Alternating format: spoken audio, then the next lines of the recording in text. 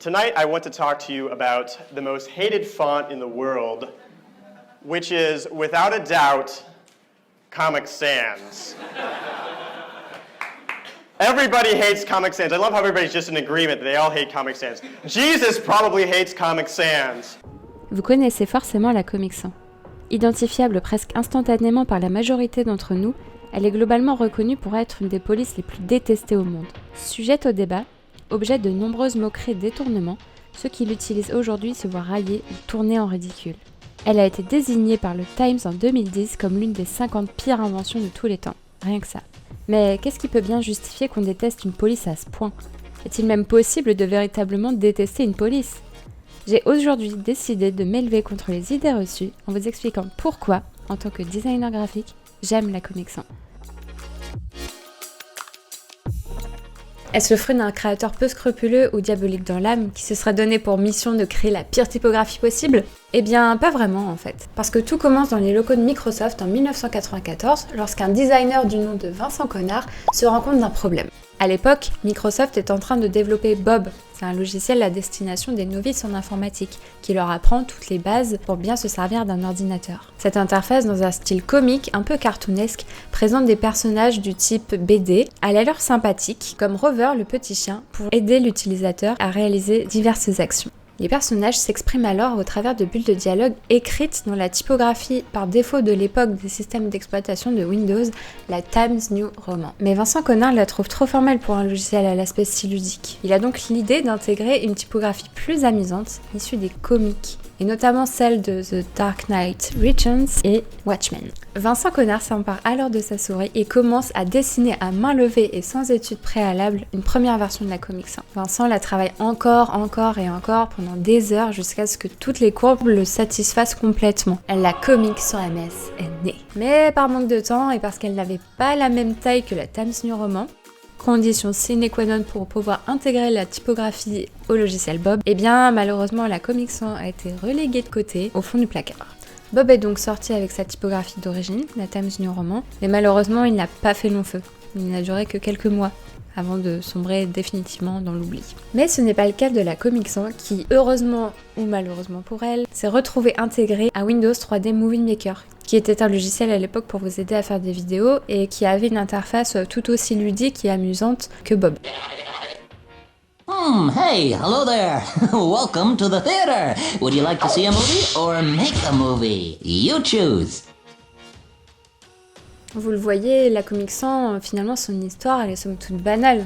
Donc pourquoi est-ce que les designers la détestent à ce point ? Selon moi, il y a 3 raisons qui font que la Comic Sans a connu un destin différent des autres typographies. Raison numéro 1, l'irrégularité. L'histoire de la typographie de Vincent Connard aurait pu s'arrêter là, mais rapidement, la mauvaise réputation de la Comic Sans s'étend fortement, et notamment dans le domaine du design graphique, car ces courbes irrégulières sont jugées mal construites. Il faut savoir que créer une typographie, c'est une tâche qui demande beaucoup de rigueur, beaucoup de minutie, un peu comme les luthiers qui créent leur instrument par exemple. C'est le fruit d'un savant mélange entre géométrie et harmonie visuelle qui rend la discipline ultra délicate à maîtriser. C'est pour ça que la typographie est le fruit d'une étude poussée qui lui permet au final d'être lisible et compréhensible par le plus grand nombre. Et c'est pour toutes ces raisons que le travail du typographe est extrêmement délicat à maîtriser et extrêmement dur aussi. Pour que vous vous rendiez bien compte de la construction irrégulière de la Comic Sans, on va la comparer à la Helvetica qui elle est une des typographies les mieux réalisées à ce jour. Donc la Helvetica globalement elle est très régulière. Vous avez le fût qui est la partie verticale de la lettre qui est bien droit, pas sur la Comic Sans. Le crénage qui est l'ajustement de la distance entre les lettres est bien calculé sur la Helvetica,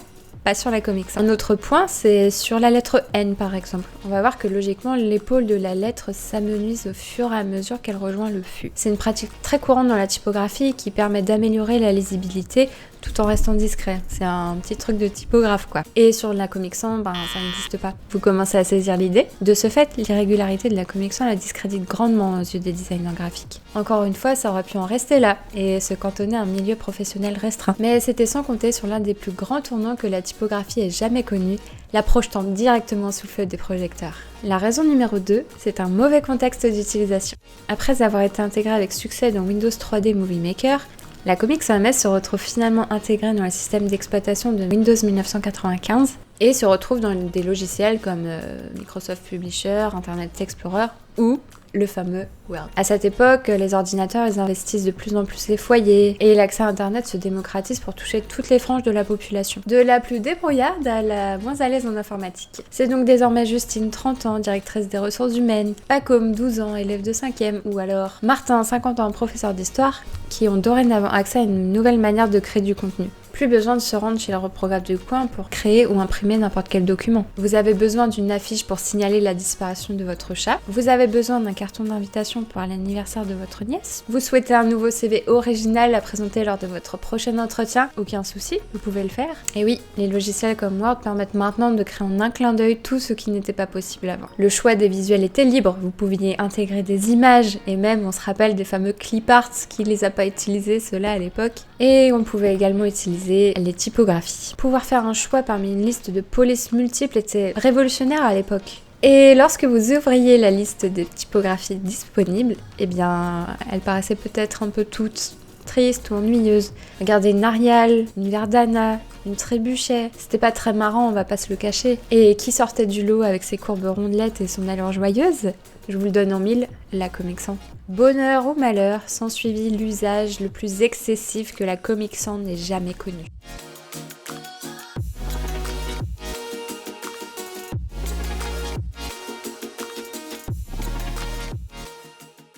Elle était utilisée pour dire tout et n'importe quoi, du plus formel au plus informel, du plus ludique au plus sérieux, sur tout type de support. La déferlante Comic Sans s'abattit sur le monde. Si on ne compte plus le nombre d'enseignes ou de supports qui ont utilisé la Comic Sans à tort et à travers, vous l'avez aussi vu, je pense, comme moi, il y a d'autres exemples bien plus intéressants qui ont contribué à la dégringolade de la réputation de la Comic Sans. En 2012, le CERN annonce la découverte d'une 25e particule du boson de Higgs. C'est un événement incroyable qui a été relayé partout dans le monde et qui a fait l'objet d'une présentation PowerPoint. Et je vous le donne en mille, ils ont utilisé de la Comic Sans MS. La nouvelle n'a pas tardé à déchaîner Twitter et quand je parle de nouvelle, c'est l'utilisation de la Comic Sans qui a déchaîné les internautes, pas la découverte de la 25e particule du boson de Higgs. C'est quand même un comble. En fait, tout le monde s'est insurgé de l'utilisation de la Comic Sans sur un document professionnel et sérieux à ce point, mais n'a pas prêté plus d'attention que ça au message de fond. C'est quand même dommage. Toujours en 2012, un mémorial a été érigé aux Pays-Bas en hommage aux victimes de la Seconde Guerre mondiale. Et une fois n'est pas coutume, ce mémorial a été écrit en Comic Sans. Il y a donc eu une grosse polémique, à tel point que la mairie a dû publier un message pour expliquer le choix de cette typographie. C'est sur leur site internet, ils expliquaient en gros que l'usage de cette typographie avait été justifié par le fait qu'elle était plus lisible de loin et plus facile à tailler dans la pierre. Ah oui, elle avait les bords ronds, donc forcément c'est plus facile que des bords droits. Mais cette explication, elle n'a pas vraiment été jugée suffisante par les détracteurs de la Comic Sans. En 2014, la désormais célèbre typographie se retrouve en une du journal australien The Sydney Morning Herald, déclenchant une nouvelle fois une vague de critiques virulentes à son égard. Plus récemment, en 2019, l'ancien avocat de Donald Trump, qui s'appelle John Dowd, il écrit une lettre à la House Intelligence Committee à propos de possibles implications dans le scandale ukrainien en Comic Sans, rappelant de ce fait que les gens n'oublie pas et déteste toujours autant cette pauvre typographie. La raison numéro 3, c'est la crédibilité. C'est celle qui dit que si tu es un vrai designer, alors tu dois détester la Comic Sans. Presque tout le monde aujourd'hui sait qu'il ne faut pas utiliser la Comic Sans, sous peine de se voir moquer ou insulter, mais il est probable que peu de gens en connaissent la raison. Il est donc logique que le designer connaisse cette règle d'or de manière prioritaire par rapport aux autres. Il n'aimerait pas que son professionnalisme ou ses compétences soient remises en question juste parce qu'il ose aimer la Comic Sans, vous voyez. Ce qui fait que s'il n'exprime pas de manière ostensible son dégoût profond pour la Comic Sans, eh bien, il pourrait être perçu comme un mauvais designer. ou comme un faux designer. En voyant la Comic Sans fleurir partout sur internet, c'est comme si le designer graphique était investi d'une mission et devait remettre les choses à plat. Ce n'est pas une bonne police. Je me demande aussi si c'est pas une forme de rejet de l'accessibilité à la technologie. La facilité avec laquelle on peut créer aujourd'hui des visuels avec des logiciels comme je l'ai dit tout à l'heure Word, mais maintenant de manière beaucoup plus poussée, comme Canva par exemple, qui permet de créer des designs tout à fait corrects sans avoir de notions spécifiques en design graphique. Ces types de logiciels, ils ont rarement la cote auprès des designers parce qu'ils ont la sensation et le sentiment que ça vole un peu leur travail. Ce genre de logiciel permet à tout le monde de faire ses propres visuels, et ce sans l'aide d'un designer. Et c'est ce genre de logiciel aussi qui pousse les gens à se sentir légitimes dans leur création. Mais au final, ces logiciels ne sont qu'un outil, à la manière d'un couteau de cuisine pour un chef. C'est pas parce que vous avez le kit complet de couteau professionnel d'un grand chef que vous aurez les mêmes capacités culinaires que lui. Les logiciels comme Photoshop et Canva, finalement, c'est pareil. ça reste des outils. Bon bref, on s'éloigne un peu du sujet, mais je voulais vous faire comprendre que c'est aussi peut-être une peur des designers que de voir l'accessibilité grandissante aux outils de design graphique. La réputation de la Comic Sans est d'abord le fruit d'un manque de recul. En effet, on se contente plus vraiment d'expliquer pourquoi la typographie n'est pas adaptée. Maintenant, on se moque juste d'emblée de celui qui l'utilise, même quand parfois il l'utilise à bon escient. Je sais que c'est rare, mais ça arrive. Il est quelque part intéressant de constater que les gens choisissent une typographie aussi pour sa personnalité, même s'ils ne sont pas designers graphiques. Bon, là où ils pêchent en revanche, c'est que souvent ils prennent une typographie qui visuellement leur plaît. Ils ne pensent pas forcément au contexte d'utilisation.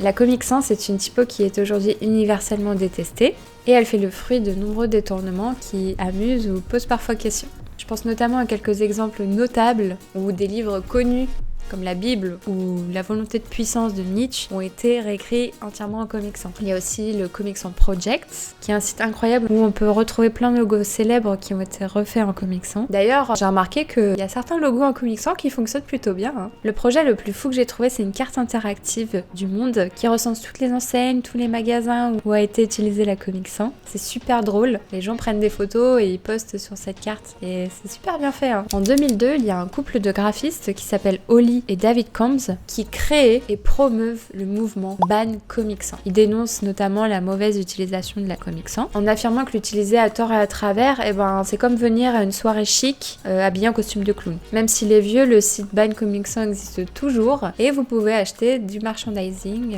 où vous pourrez exposer fièrement votre haine de la Comic Sans. Comme quoi, la Comic Sans, ça rapporte aussi du pognon. En 2005, il y a une proposition de loi qui a été faite à l'Ontario Model Parliament qui proposait de bannir carrément la Comic Sans. Bon, précisons quand même que c'est un exercice réalisé dans le cadre d'études, c'était pas vrai. Alors même si ce sont des exemples qui démontrent à quel point on déteste la Comic Sans, je trouve que c'est un peu plus nuancé que ça. On déteste pas la Comic Sans, on adore la détester plutôt. Avec tout ça, est-ce que la Comic Sans est capable de regagner ses lettres de noblesse ? Moi, en faisant les recherches de cette vidéo, je vous cache pas que la Comic Sans, elle m'attire de plus en plus de sympathie. Pourtant, j'avais suivi le mouvement comme tout le monde. Je l'ai détesté pendant longtemps. Mais aujourd'hui, je pense que c'est impossible qu'elle n'ait que des défauts. Et à mon sens, elle doit être revalorisée par les designers. Quand on y pense, selon la problématique à laquelle elle répondait au tout début, elle est parfaitement ajustée. Elle s'adapte particulièrement à certains domaines et il suffit juste de bien la recontextualiser. Selon moi, les domaines dans lesquels la Comic Sans se valorise le plus, ça va être les comics, bien évidemment, sans surprise, mais aussi l'enfance, le jeu, le candide, l'informel. Je tiens tout de même à rappeler qu'elle a été utilisée dans les Sims 1. Oui, pour ceux qui s'en souviennent. Et franchement, elle s'y prête super bien.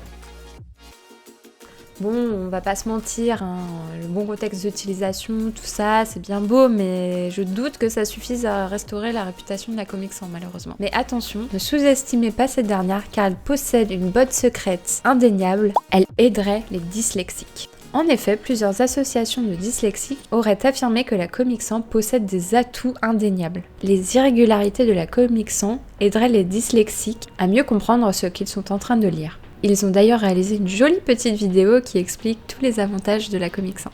Ils encouragent d'ailleurs les designers à créer plus de typographie inclusive qui aidera les dyslexiques à mieux lire. Ils ont même créé un petit guide reprenant tous les codes d'une bonne typographie dyslexia friendly. Bon, je mets quand même un bémol sur tout ça, c'est qu'il n'y a aucune étude scientifique concrète qui a été réalisée dans ce cadre. Donc, scientifiquement, il n'est pas juste de dire que les typographies irrégulières aident les dyslexiques à mieux lire. Mais comme il y a plusieurs associations qui ont fait ce constat, on peut penser qu'il y a une part de vrai quand même. Parmi les autres qualités de la Comic Sans, il y en a une qui a fait l'objet d'études scientifiques et qui portait sur la retenue de l'information. Il y a 10 ans, il y a une étude américaine qui a été réalisée dans un lycée pour démontrer l'influence de la typographie dans la retenue de l'information. Ils ont demandé à des professeurs de leur donner les polycopiés qu'ils distribuaient habituellement aux élèves et ils en ont modifié la typographie. Donc ces polycopiés, c'était des documents A4, des PowerPoint, écrits dans des typographies plus classiques, style Arial, Helvetica, et ils ont remplacé cette typographie par la Comic Sans, mais pas uniquement. Il y avait aussi la Monotype Corsiva, qui est également une police un petit peu originale. Donc ces polices qui sortent un peu de l'ordinaire, elles sont considérées comme des polices diffluentes parce qu'elles ne sont pas souvent utilisées.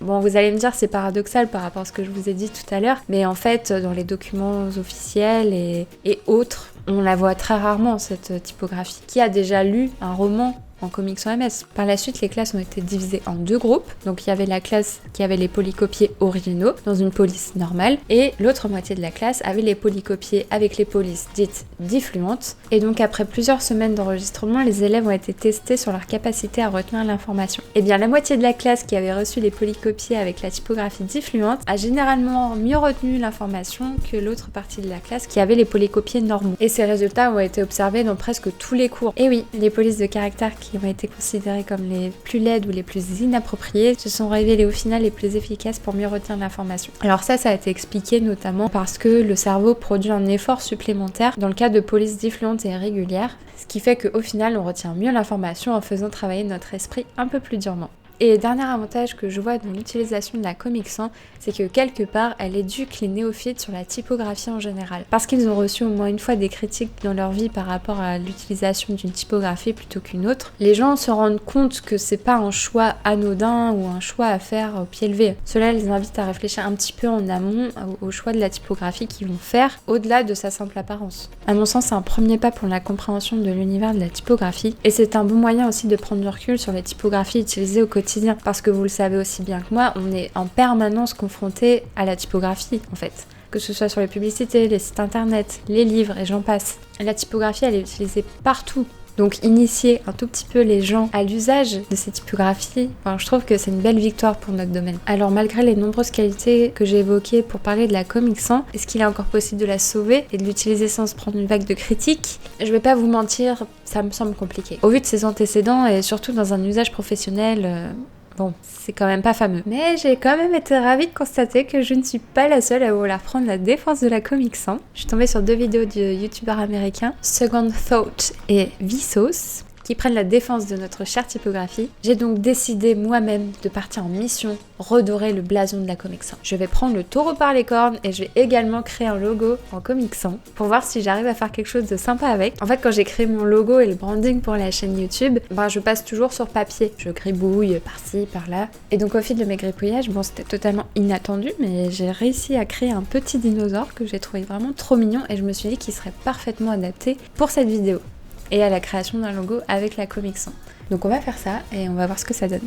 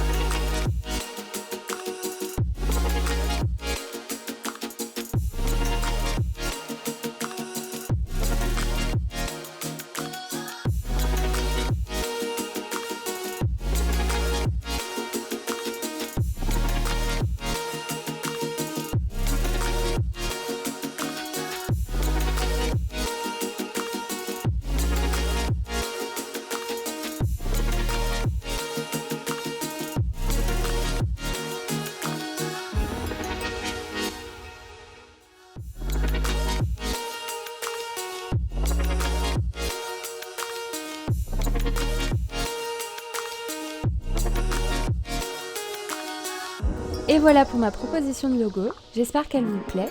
Pour ma part, j'ai réellement apprécié me lancer ce petit défi, moi qui n'avais pas utilisé la Comic Sans depuis des années. J'espère avoir réussi à vous convaincre que la Comic Sans n'est pas si hideuse qu'elle paraît. Si vous êtes séduit, sachez qu'il existe la Comic Sans Neuil, une version remasterisée de la célèbre typographie réalisée par Craig Rosinski, qui corrige toutes les irrégularités que l'on peut reprocher à sa grande sœur et qui est de ce fait bien plus agréable à l'œil. Et si vous n'êtes toujours pas convaincu et que vous adorez pointer du doigt ceux qui osent encore utiliser notre chère typographie, vous pouvez toujours leur envoyer le site Comic Sans Criminal qui vient en aide aux personnes égarées en leur expliquant pourquoi il ne faut pas utiliser la Comic Sans. J'espère que la vidéo vous a plu et si c'est le cas, n'hésitez pas à vous abonner et à mettre un petit j'aime. En attendant, moi je vous dis à la prochaine.